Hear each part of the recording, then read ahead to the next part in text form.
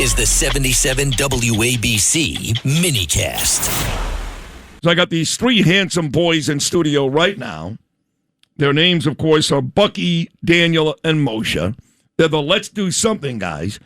So my daughter Ava contacts me a couple of days ago, and she said, listen, you had these guys in studio once before. We did. They were great. They were about to set up a big event at Columbia University, and this was during the real hot period when the campus terrorist who the mayor loves, Mahmoud Khalil, was making sure that just about every Jewish student at just about every university across this country was being made miserable. So these three courageous young men went to Columbia. If I remember correctly, they had about 1,200 chairs that day.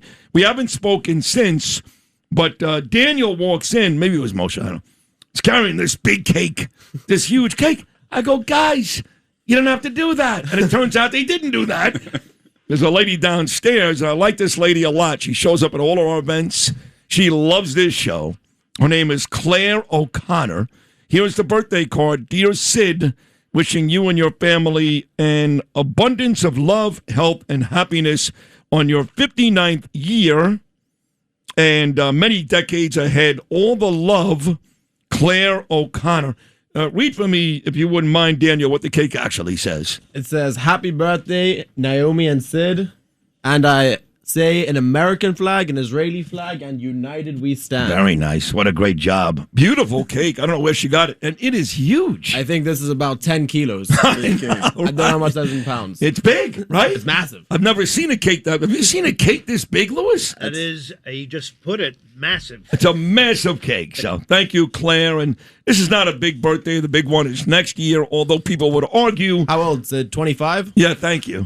When you get to my age, every birthday is big. So, and you guys are all young whippersnappers. I mean, Bucky, how old are you? 27. How old are you, Danny? I'm 24. 24, and Moshe? I'm 27, too. Kids. You're all kids. I'm more than twice your age.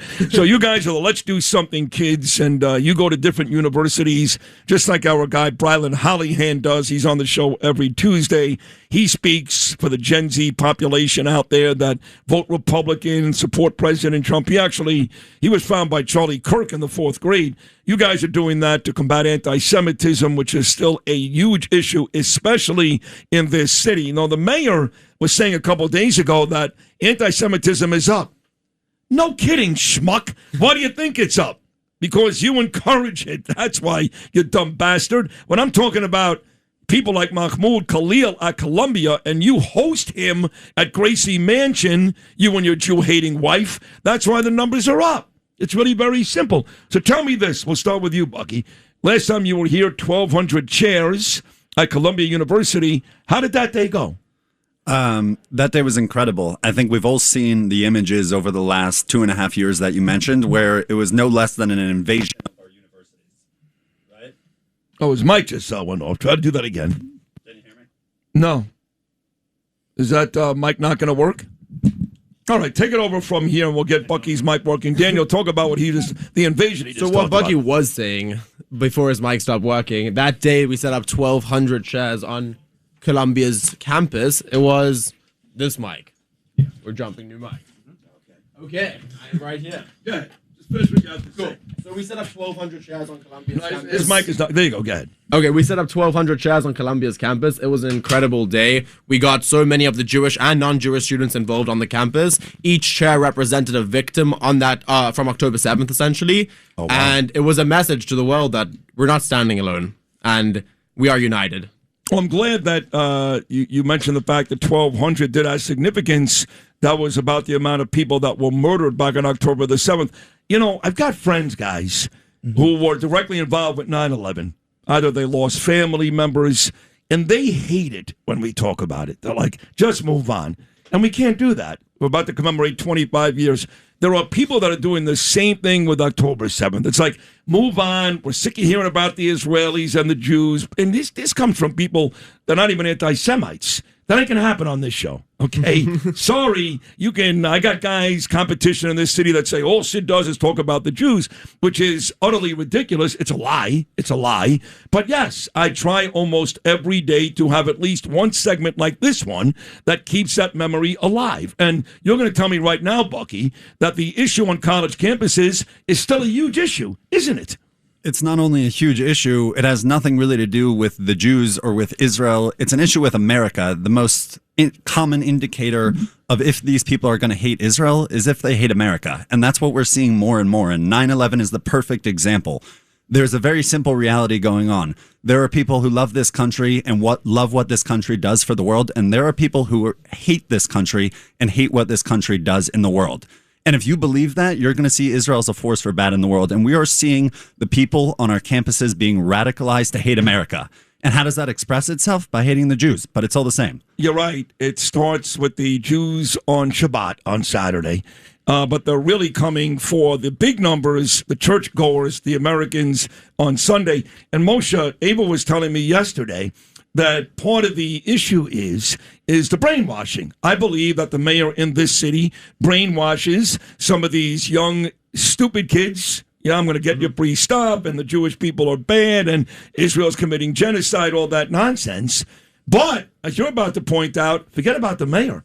A lot of this comes from countries like Russia and China, doesn't it? Exactly. One of the biggest threats, America faces today is these foreign countries, Russia, China, Iran. They have billions and billions of dollars allocated every year, just budgeted for propaganda in America. And the best way to, topple their enemy, which is America, is from within. It's within creating divide. And well, we started with Israel-Palestine, right? That's what touched our hearts. Our roommate, David Newman, was killed on October 7th. Oh, that's right. And that's how we He was killed at the Nova Music Festival, He right? was killed at the Nova Music Festival, exactly. And that's how we started Let's Do Something in memory of David Newman. And our heart was really in the Israel game and raising advocacy for that. But then as we started going to college campuses, we saw that was a symptom of something much bigger happening in America, which is the divide, whether it's, the loonies on the left or the far, far right or, black, white, gay, straight. It doesn't really matter. People don't want to talk to one another anymore. And if you don't have a place to talk, then you can't come to any solutions.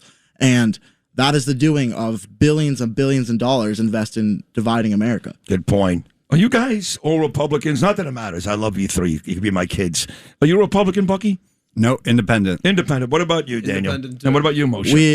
We identify as radically centrist. I think extremes have gone too far in this country, and now we're bringing it back to the middle. Okay, listen, I can't argue with that. I'm a Republican, proud MAGA Republican. But yes, both sides have their issues, although you'd have to admit that it's not close in terms of numbers. For every Tucker Carlson, there are 10 Democrats who want to kill all of us. But the right, the far right, has become a huge issue for America first and for Jewish people.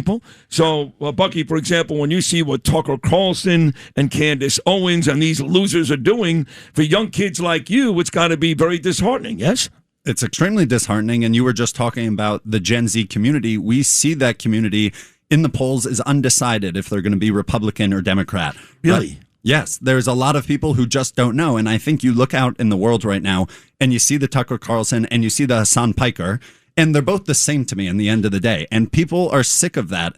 And what we want, whether it's the right or the left, is a more normal world. And our generation grew up in a crazy reality. We grew up in the internet, and we don't know what that's like anymore. And you guys, now that you said it, you're 27, you're 24, you're 27. So the two of you are 2 years old. You weren't even born yet. So with the commemoration of 9/11 coming up in September, I'm curious. You're the one who's 24, right? Right, Daniel? That is me. That's right. So you weren't even born yet. What does that mean to you? I mean, I recommend that you read as much as you can. Yeah.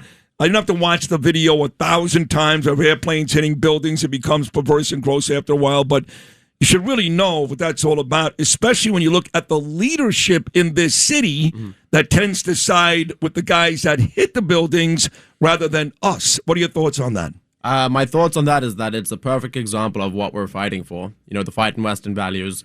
If the leadership in the city is fighting for the people that committed that atrocity, we obviously have to stand on the side that's right. And that is the side of America and the side of the West. And the same people that support 9/11 support October 7th.